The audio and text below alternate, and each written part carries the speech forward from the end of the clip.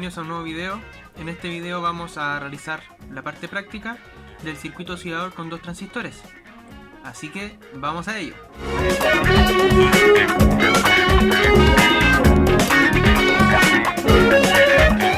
Bueno, aquí está el circuito. Como pueden ver, tengo dos resistencias de 100 kΩ, en este caso son de medio watt, está sobredimensionado, usen de un cuarto de watt. Son resistencias de 100 kΩ al 5% que van a la base de los transistores. Dos resistencias de 1 kΩ para cada uno de los colectores, ya, también del 5%, en este caso un cuarto de watt, porque es lo que tengo disponible. Y los condensadores son de plástico de 0,1 microfaradios. Y los transistores son dos transistores de 2N3904. Estoy alimentando aquí con mi fuente de voltaje continuo y tengo un pequeño filtro armado acá con los condensadores. Y vamos a comenzar por ver las formas de onda. Luego vamos a comprobar las ecuaciones. Luego cambiaremos algunos componentes y comprobaremos que las ecuaciones se cumplen. Y finalizaremos diseñando un circuito que cumpla con nuestros parámetros deseados. Y veremos esta última parte más detalladamente para, en verdad de las cosas, demostrarles por qué no les recomiendo para nada este circuito. Así que vamos a ello. Como pueden observar, el osciloscopio me muestra que la frecuencia de esta onda son 68 Hz. Y si ustedes reemplazan los valores en la formulita que ven en pantalla, da que debería ser de 72. Estas variaciones de frecuencia se deben a principalmente las variaciones debido a las tolerancias de las resistencias, los condensadores y también cualquier cambio que pueda tener los transistores respecto de sus parámetros nominales. Y eso genera que la frecuencia tenga alguna pequeña desviación. También podemos observar que como los dos condensadores son iguales y también tenemos las mismas resistencias de base, deberíamos tener un 50% de ciclo de trabajo. Entonces voy a observar y vemos que el osciloscopio nos marca un 50.2627 ciclo de trabajo. Por lo tanto, también hemos comprobado ese parámetro. Y ahora, manteniendo este voltaje, comenzaremos a cambiar algunas cositas para ver cómo varía el circuito. E iniciaremos cambiando las resistencias que setean la frecuencia de oscilación.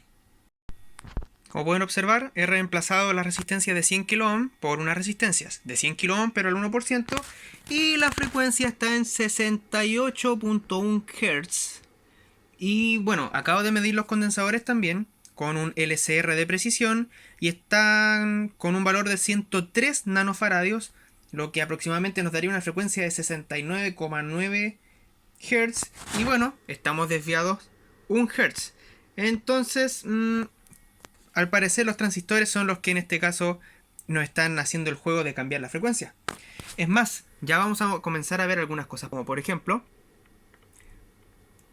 podrán observar que el nivel 0 no se encuentra exactamente en 0 volt, sino que si pongo un cursor aquí, me detecta que tenemos 0,2 volt. Y eso corresponde al voltaje de saturación del transistor. De todas maneras, en un sistema digital, ese voltaje es perfectamente reconocido como un 0, así que por ese lado ningún problema. Solo que ese es uno de los parámetros que nos empieza a desviar la frecuencia. Como pueden observar, ahora en amarillo estoy conectado a la base del transistor. Y en el canal morado tengo la salida de ese mismo transistor. ¿Ok? Entonces, lo que ocurre es que cuando el transistor está encendido, que es cuando se encuentra el base emisor, ¿cierto?, recibiendo corriente, y por lo tanto ahí tenemos un voltaje de aproximadamente 0,7 volts, será, claro, 0,68 volt. Debido a que está encendido, por lo tanto, está saturado. Y eso hace que la salida llegue a 0, o mejor dicho, el voltaje de saturación del transistor entre colector y emisor. Cuando se cumple todo el ciclo de encendido, en este caso definido por las constantes RC, pasamos a la etapa en donde el otro transistor, en este caso, se cerraría, ¿ok? Y eso haría que entonces en la base del otro transistor, que es el que estamos analizando ahora, tengamos un voltaje negativo. Esto ayuda a extraer los portadores que se encuentran en la base, por lo tanto, digamos, apagándolo más rápidamente de lo normal. Y de esa forma apagando el transistor, haciendo que su salida vaya a VCC. Como podemos observar aquí con otro cursor, la salida llega prácticamente a 3,3 volt, que es con el voltaje que estoy alimentando ahora mismo. Otra cosa genial que podemos notar aquí es que, aquí justo al centro de la pantalla, es que es la conmutación que existe cuando el voltaje del condensador ya llega al voltaje de base emisor de encendido.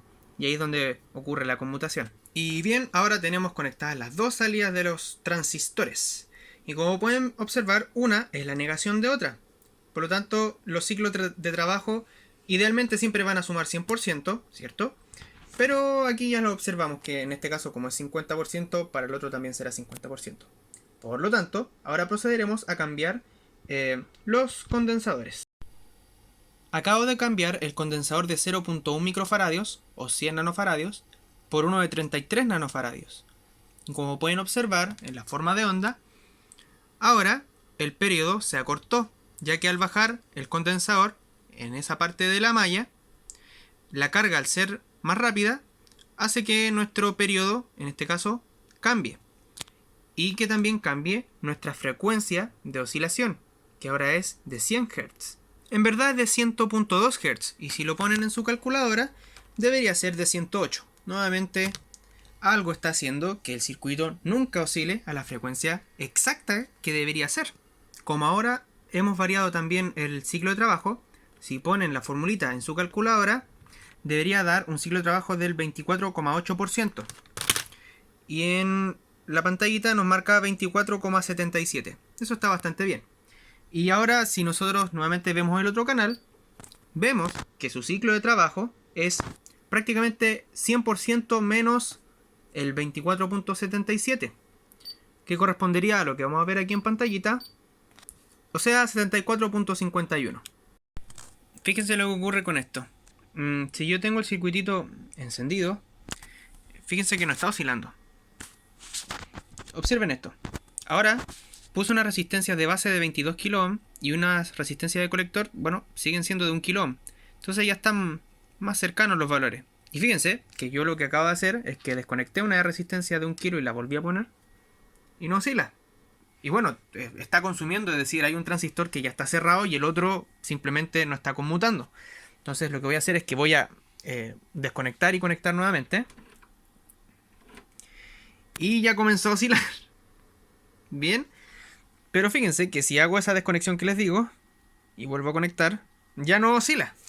Y esos son algunos problemas que nos restringen en la selección de los componentes. No puede ser tan libre. Bueno, acabo de poner unos LED, ya que estaba bastante aburrido viendo solamente las formas de onda. Y ahora mismo se encuentran oscilando a 91 Hz bajo el mismo circuito que estaba oscilando a 102 Hz, ¿era? Por ahí. Entonces, como pueden ver aquí, ya la pérdida que tiene el circuito por los voltajes de caída que tienen los diodos, finalmente hacen que esto cambie la frecuencia y también que cambie el ciclo de trabajo. Como pueden ver, ahora está en 49 punto algo y el otro está en 49.30 y algo. Entonces, sí, tiene algunos problemas si cambiamos las cargas de los colectores. Solución, podríamos subir el voltaje de alimentación. Entonces, subiendo el voltaje de la alimentación, que ahora mismo está en 5 volt, vamos a subir.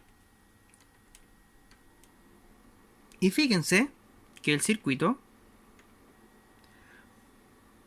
comienza a tener algunas variaciones bastante importantes de frecuencia,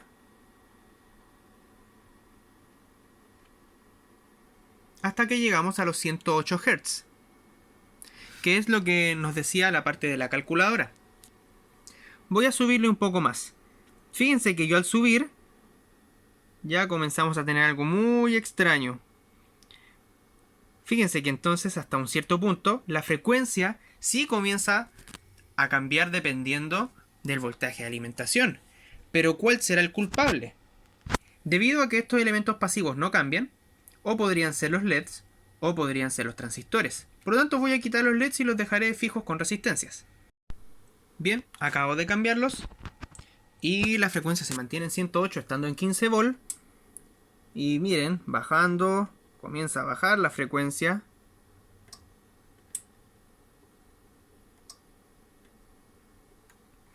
Bueno, voy a volver a 15 volt. Entonces, bueno, aquí estoy en 16. Tenemos 112, voy a subirle más. Y fíjense cómo sigue subiendo. No le voy a subir más, porque si no voy a empezar a quemar las cosas.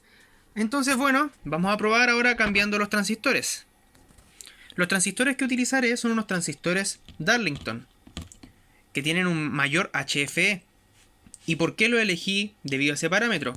Porque conforme aumentamos nuestra fuente de alimentación, la corriente de colector va a ir cambiando, porque el voltaje al subir y luego al saturar los transistores va a hacer que la corriente de colector cambie, y eso cambia efectivamente el HFE, y por lo tanto la impedancia, o bueno, el parámetro híbrido, como según el modelo que ustedes utilicen, de la base va a hacer que vaya cambiando finalmente la resistencia que ve la carga hacia la base, o finalmente la corriente que la base requiere para la misma corriente de colector.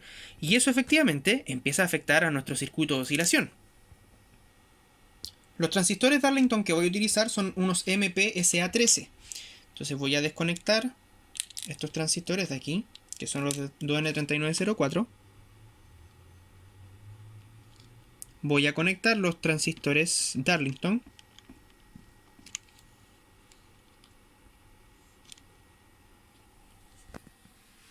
Y como pueden observar, el circuito sigue oscilando a una frecuencia mucho más cercana a la que debería, que era de 69,9 Hz. De hecho, ahora estamos teniendo una frecuencia bastante buena. Si bajo mi alimentación, como pueden observar, ahora hemos bajado a 69,8. Voy a volver a los 3,3 del inicio. 68,8. Entonces tenemos una menor variación. Ahora voy a subirle más a la alimentación. Voy a llegar a los 15 nuevamente. Y ya tenemos 70 Hz. Voy a subir a 24 muy rápidamente. Y tenemos 70 Hz. Por lo tanto, los transistores están haciendo de las suyas. Si subo por encima de 24, ya comenzamos a tener el mismo problema.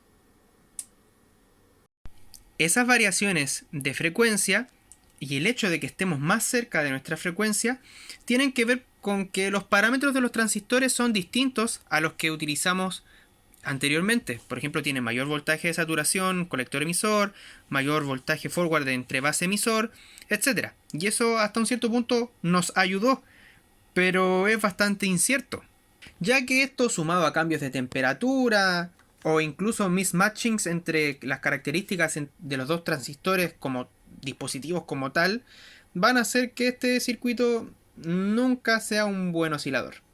Junto con ello también, bueno, apreciemos el rise time que tiene esta onda, el cual es bastante lento. Son 0,16 milisegundos. Y eso es bastante lento.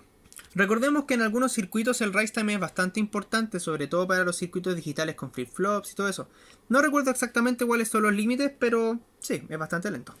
Tal vez eso podría mejorarse con unos transistores switching como el BC107, aunque no sé si está vigente, así que, bueno, si ya está descontinuado, perdónenme. Pero sí, hay varias cositas que se pueden hacer para mejorar este circuito, y aquí es donde viene mi contraparte.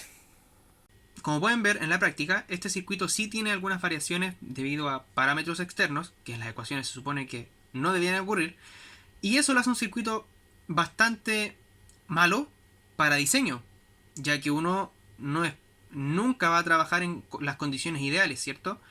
Por lo tanto, ahí es donde entra la pregunta de que si es que en verdad vale la pena hacer un circuito así en un diseño real, y yo digo que no. Es mejor que se compren un cristal, es mejor que utilicen un microcontrolador y que programen. Usen una FPGA para generar los pulsos y listo. Aparte, bueno, claro, ustedes dirán, un microcontrolador es más caro. Sí, pero con el microcontrolador hago mucho más cosas, aparte de generar esta onda.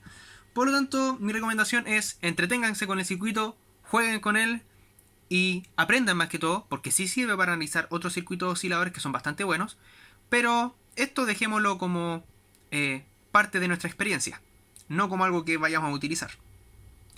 Este ha sido el video, espero que les haya gustado y espérense a la siguiente parte en donde vamos a ver la parte de el diseño de un circuito oscilador para llegar a los valores que necesitamos para los parámetros que queramos. Denle un like al video y dejen sus comentarios. Nos vemos en la próxima.